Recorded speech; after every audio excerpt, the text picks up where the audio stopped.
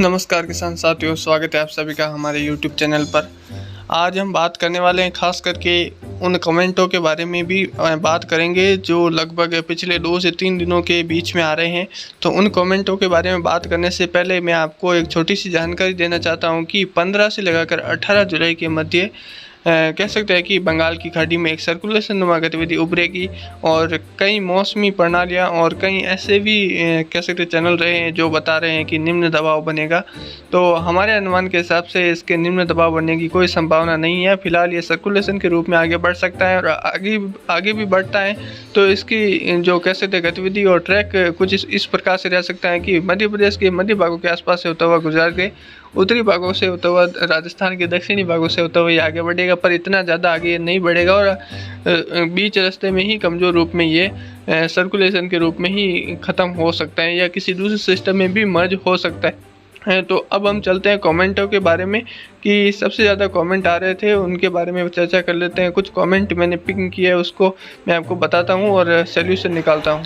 तो सबसे पहला कमेंट आया था यहाँ पर, पिछले साल बारिश का औसत बढ़ा हुआ था क्योंकि बिपरजॉय तूफान से ज़्यादा बारिश हो चुकी थी मानसून समय में जून 2023 में। तो ये सही बात है। तो देख सकते हैं कि किस प्रकार से जो बिपरजॉय तूफान था वो आगे बढ़ा था और अरब सागर से ये उठा था लगभग एक मजबूत सिस्टम के तौर पर और ये गुजरात के तटों के आसपास इसके टकराया था और ये लगभग राजस्थान के अधिकतर भाग रहे, जिसमें जैसलमेर, बाड़मेर, बीकानेर के आसपास कोलायत, श्री रामकरण के क्षेत्र रहे थे। तो यहाँ पर लगभग मूसलाधार से भारी वर्षा भी हुई थी और बहुत भारी बारिश की गतिविधियाँ देखने को मिली थी अरावली रेंज में और जोरदार वर्षा का दौर देखने को मिला था। इसके कारण ही यहाँ पर कह सकते हैं कि जो बारिश का औसत था वो बढ़ा था और जहाँ पर बारिश कम हुई थी पिछले सालों में वहाँ पर जोरदार वर्षा नजर आई थी। हम चलते हैं दूसरे कमेंट की तरफ। दूसरा कमेंट यहाँ पर नरपत सिंह जी का है। तो इन्होंने कहा है कि बीकानेर के कोलायत और भाप के बीच कब तक बरसात होगी, रिप्लाई देना।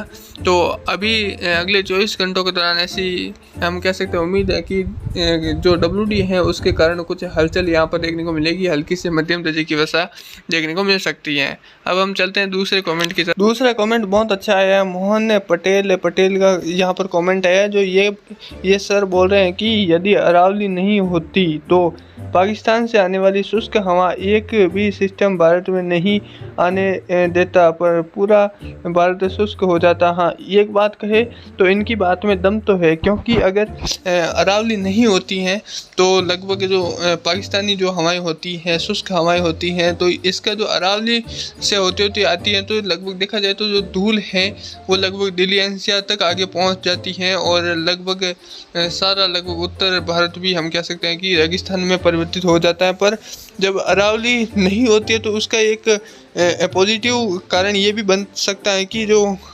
कह सकते हैं कि जो मानसून है वो संपूर्ण देश भर में एक समान रहता है, यानी राजस्थान के जो पश्चिमी इलाके जैसलमेर, बाड़मेर, बीकानेर इन क्षेत्रों में भी जोरदार मूसलाधार भारी वर्षा होती है।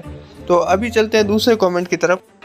अभी जो दूसरा कमेंट आया परवीन सिंह राजपुरोहित का, तो इन्होंने कमेंट किया आपका जो अनुमान है वो बिल्कुल गलत है। कल पाली, जोधपुर, सोजत सभी जगह जोरदार वर्षा हुई है रात्रि को। तो हाँ, ये वर्षा हुई थी, ये भी सही कह रहे हैं। पर एक बात है कि इन्होंने वीडियो को पूरा नहीं देखा, मैंने उस वीडियो में क्या कहा है और उस जानकारी में आपको सही और सटीक जानकारी मिलती है। एक दो अनुमान अब हम ऐसा कह सकते हैं कि जब अगर जोधपुर वर्षा अगर मैंने नहीं बताई और वहाँ पर हो जाती है तो ये मेरा कोई अनुमान गलत नहीं हुआ, क्योंकि वहाँ पर मैंने बोला ही नहीं था, तो वहाँ पर कैसे अनुमान गलत हो सकता है। तो आप पूरा वीडियो को देखें फिर आप कमेंट करें, पर कमेंट करें तो सही करें, आपको रिप्लाई भी मिलेगा। अगला कमेंट ये है कि VP सिंह ने कमेंट किया कि गुजरात में अरब सागर में कहाँ है सर्कुलेशन।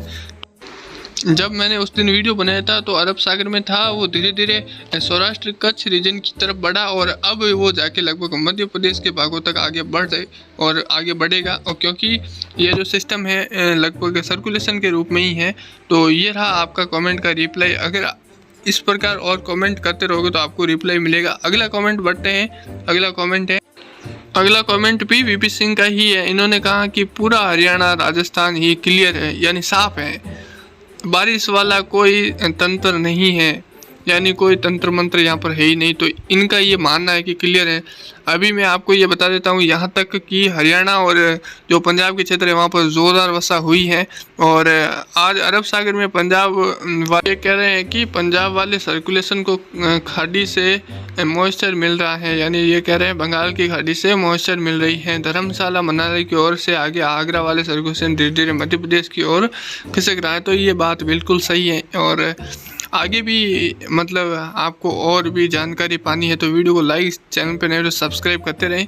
और अगले कमेंट की तरफ अगला व अंतिम कमेंट है कि रुपेश साहू नौकरा ने कमेंट किया है कि राजस्थान के बाड़मेर, जैसलमेर 2 जिलों में बाजरे पर निर्भर रहते हैं। इस ऋतु में अगर 20 जुलाई तक बारिश नहीं होती है तो आधे मतलब जो नुकसान है वो राजस्थान में सीधा सीधा देखने को मिलता है। तो ये सही बात है, अगर बारिश नहीं होती है तो ये नुकसान देखने को मिलता है, क्योंकि जो बाजरा और कह सकते हैं बाजरा जो जैसलमेर, बाड़मेर और बीकानेर के क्षेत्र होते हैं वहाँ पर ये मुख्य फसल हैं। तो अभी हम इस वीडियो के अंत में एक बात कहना चाहते हैं कि इस वीडियो पर ज़्यादा से ज़्यादा कमेंट करना। हो सकता है कि अगला कमेंट आने वाले वीडियो में जो 12 तारीख को जो वीडियो आने वाला है उसमें आपका भी कमेंट सेलेक्ट हो सकता है। तो ज़्यादा से ज़्यादा कमेंट और वीडियो को लाइक से सब्सक्राइब करें। धन्यवाद। जय हिंद, जय भारत। वीडियो को लाइक करें। धन्यवाद। और एक बात और है कि इस साल क्या मानसून कमज़ोर है या ज्योतिष शास्त्र मजबूत है? तो ज्योतिष शास्त्र इस बार मजबूत दिखाई दे रहा है, क्योंकि उनकी भविष्यवाणी इस साल और पिछले 3 सालों से लगातार ज्योतिष की ही भविष्यवाणी सत्य हो रही है। मानसून भविष्यवाणी है वो किसी भी चैनल की ज़्यादा सत्य साबित नहीं हो रही है। राजस्थान के हिस्सों के तौर पर देखा जाए तो बाकी तो सत्य ही सत्य है, क्योंकि अभी राजस्थान में बारिश की गतिविधि नहीं चल रही है, इनके लिए असत्य है। धन्यवाद।